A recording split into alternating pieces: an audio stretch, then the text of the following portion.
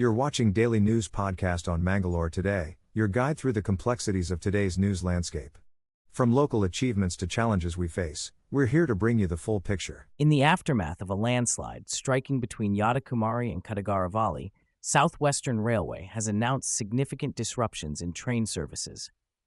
Railway tracks have been deemed unsafe, resulting in the cancellation and diversion of key train routes. Commuters are urged to stay updated on schedule changes and arrange alternative travel plans where necessary. Cancellations include services such as the KSR Bengaluru Kannur Express and Mangalore Central Vijayapura Special Express. Meanwhile, diversions will affect trains like the Kannur KSR Bengaluru Express, Karwar KSR Bengaluru Express, and Murdeshwar SMVT Bengaluru Express. Be sure to keep track of the revised schedules to avoid inconvenience. In a tragic incident in Nuji, an elderly woman named Hanama, 65, lost her life after accidentally falling into an unprotected well on her property.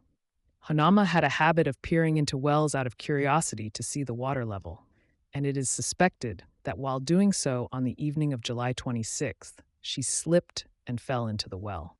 Her body was discovered floating in the well after her family found her umbrella near the open well. Local youth and Adakal Santu aided in recovering her body. Following the incident, Honama's son, Umesh Mugura, filed a complaint with the Uppinangady police. This unfortunate event serves as a reminder of the importance of ensuring proper safety measures around open wells to prevent such tragedies. In a recent ruling, the Karnataka High Court has declared that female teachers over 50 and male teachers above 55 cannot be termed as excess teachers during the rationalization and redeployment process. This decision upholds Section 10 (VY) of the Karnataka State Civil Services Regulation of Transfer of Teachers Act 2020.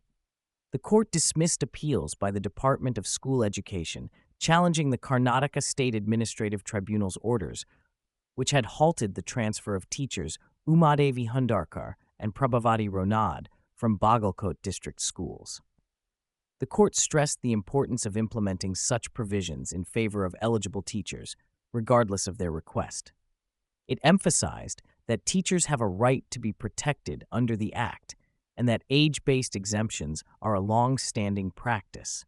The court asserted that the authorities should have considered the valid representations of the teachers before classifying them as excess and transferring them.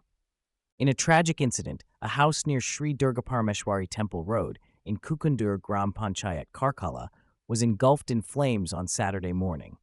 The house, owned by Aiz Habib Khan, suffered significant damage with goods worth 2 lakhs destroyed in the fire mishap. The cause of the fire is still under investigation. Swift action by fire tender vehicles helped in extinguishing the fire before it could spread further. Our thoughts are with the affected family during this difficult time. In a startling incident in Manipal, a leopard was sighted on the veranda of a house in Perampalli, triggering panic among locals. The occupants, startled by the loud barking of dogs at night, refrained from opening the door due to fear. Upon examining the CCTV footage, the leopard's movement was spotted around 11:25 p.m., as it even chased a dog in the area. Locals in Manipal and Perampalli had been suspecting the presence of a prowling leopard in the vicinity for the past few days. In Belthangadi, yesterday night, heavy rains triggered a landslide on the Charmady Ghat road, leading to a traffic standstill. The incident occurred at the 10th curve of the Ghat road, leaving numerous vehicles stranded from Charmady Ghat all the way up to Kodigahara. Thankfully, authorities swiftly responded, using JCB machines to clear the road, allowing traffic to resume. Stay tuned for more updates on Mangalore Today. In Mangalore, the Excise Department has filed a case against the management of a bar for allegedly promoting liquor consumption among minors. The Lalbagh Inn bar in Deribale used social media to invite students for a special Students' Wednesday night offer on July 24th. The bar released a promotional poster offering a 15% discount on the bill for students who showed their ID cards and a special offer for girl students. Excise Deputy Superintendent N. Somialatha raided the bar, found the incriminating poster, and filed a case against the owners under Section 36 of the Excise Act. Mangalore Police Commissioner Anupam Agarwal stated that the police are working to prevent such activities, serving a notice to the bar owner and instructing all stations to monitor and crack down on similar practices in bars and pubs across the city. In a recent meeting with Union Railway Minister Ashwini Vaishnaw, Udupi Chikmagaluru MP Kota Srinivas Pujari emphasized the need for merging Konkan railways with Indian railways. Mr. Pujari highlighted the importance of this merger for upgrading railway infrastructure in the Konkan region. Along with MPs Captain Brajesh Chauta and Vishweshwar Hegad Kagari, a memorandum was submitted to Minister for Railways V. Samana during his visit to Mangalore. Responding positively, Mr. Vaishnaw assured to inquire with the Karnataka government regarding the merger. Additionally, Mr. Pujari proposed a new train route between Karwar and Bengaluru via Padal to meet commuter demands in Udupi, Kundapura, and Karwar. He also advocated for a stoppage of the Ernakulam-Nizamuddin train at Kundapura and requested new LHB coaches for the Matsyagandha train. Mangalore, July 27, 2024. In a recent exercise by the Indian Air Force, the Sudarshan S-400 air defense missile system showcased its prowess by effectively shooting down 80% of the enemy fighter aircraft and forcing the others to retreat. The exercise, conducted in a strategic theater where the force has deployed one of its squadrons of the long-range air defense missile system, demonstrated the seamless integration of the Sudarshan system into the Indian Air Force. Real fighter aircraft were used in the exercise to test the capabilities of the system, now named Sudarshan after the Sudarshan Chakra of Lord Krishna. With 3 squadrons already inducted and 2 more expected in 2026, India has requested Russia to expedite the delivery of the S-400 systems. The Indian Air Force views the S-400 as a game-changer, complementing its existing indigenous and Israeli missile systems. This exercise highlights India's strengthened air defense capabilities in the backdrop of heightened tensions along the line of actual control with China. Gautam Gambhir takes over as the head coach of the Indian cricket team, succeeding Rahul Dravid, who led India to a T20 World Cup title. Dravid shared a heartwarming message for Gambhir, wishing him luck and urging him to lead with dedication and passion. Gambhir expressed gratitude for Dravid's words, acknowledging him as a selfless cricketer and a role model. He vowed to fill the big shoes with honesty and transparency, aiming to make the nation and Dravid proud.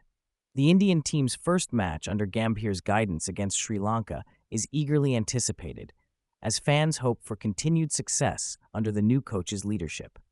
In a bid to address the concerns of heavy school bags, the Kerala government is contemplating introducing Bag-Free Days initiative for children in classes 1 to 12.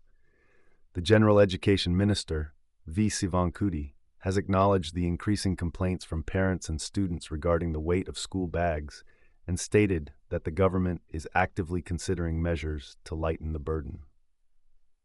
Textbooks are already being printed in 2 parts to reduce the load, but feedback suggests that more needs to be done. The government is planning to issue guidelines to limit the weight of school bags for different classes. Additionally, they are looking into implementing bag-free days at state schools for at least 4 days a month. Parents and students are hopeful that these initiatives will provide relief from the physical strain of lugging heavy bags to school. In Kendrapara, a man aged 55 has been sentenced to 20 years in jail by a special POSO court for raping a teenage boy. The incident took place in July 2021, where the survivor's mother reported that her son was assaulted in a cowshed. The court also ordered a fine of $50,000 on the convict, with an additional 2 years in jail in case of non-payment. A compensation of Rs 5 lakh from the Odisha State Legal Services Authority has been directed for the 14-year-old survivor.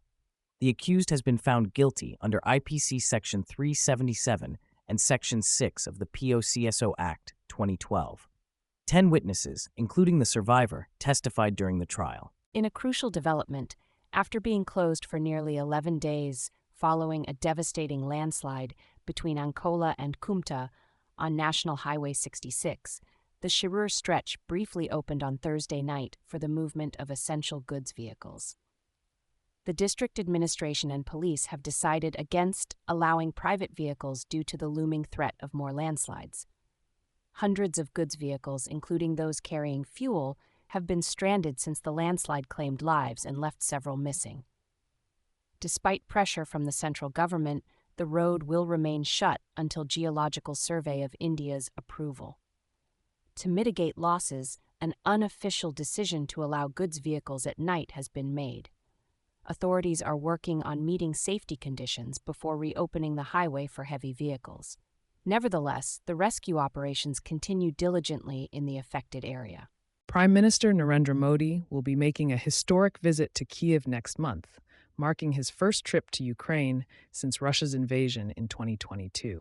This visit follows a warm meeting between PM Modi and Ukrainian President Volodymyr Zelensky at the G7 summit in Italy. The two leaders even shared a hug during their encounter. Back in March, PM Modi had a phone call with President Zelensky where they discussed enhancing the India-Ukraine partnership and emphasized a people-centric approach to resolve conflicts through dialogue and diplomacy. Following his recent visit to Moscow, PM Modi reiterated that solutions cannot be found on the battlefield and stressed the importance of upholding the United Nations Charter for peaceful resolutions. India has consistently supported dialogue and diplomacy to bring an end to conflicts, reaffirming their commitment to contributing to peace efforts. Mangalore, 27th of July, 2024.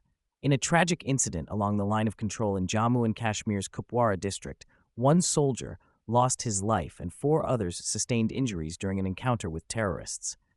The army reported the demise of a Pakistani person in the confrontation and confirmed the injuries of 2 soldiers. Sources suggest the involvement of Pakistan's Border Action Team, in this aggressive act, marking a concerning escalation in tensions along the LOC.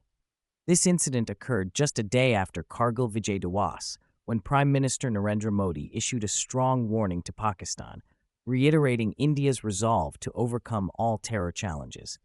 The army stated that there was an exchange of fire with unidentified individuals at a forward post in Kamkari, Machal sector. Army Chief General Upendra Dwivedi recently assessed the preparedness of forces in the area. PM Modi has been actively monitoring the security situation in Jammu and Kashmir, engaging with top officials to address the rising incidents of terrorism. In a shocking revelation, former Karnataka cabinet minister and BJP leader Arvind Limbavali admitted to the party's failure as an opposition in the state. Citing lack of coordination between key leaders, Limbavali expressed disappointment over the party's inability to address crucial issues like the Muda scam and misuse of funds meant for SC/ST communities. He criticized the party for not effectively highlighting government failures during the recent legislative session and accused BJP leaders of aligning with the ruling party. Limbavali raised concerns over the party's direction and urged for a more proactive approach in representing the people's concerns. This admission comes after Limbavali was denied a ticket in the 2023 elections, with his wife winning in his place. Thank you for spending your evening with us.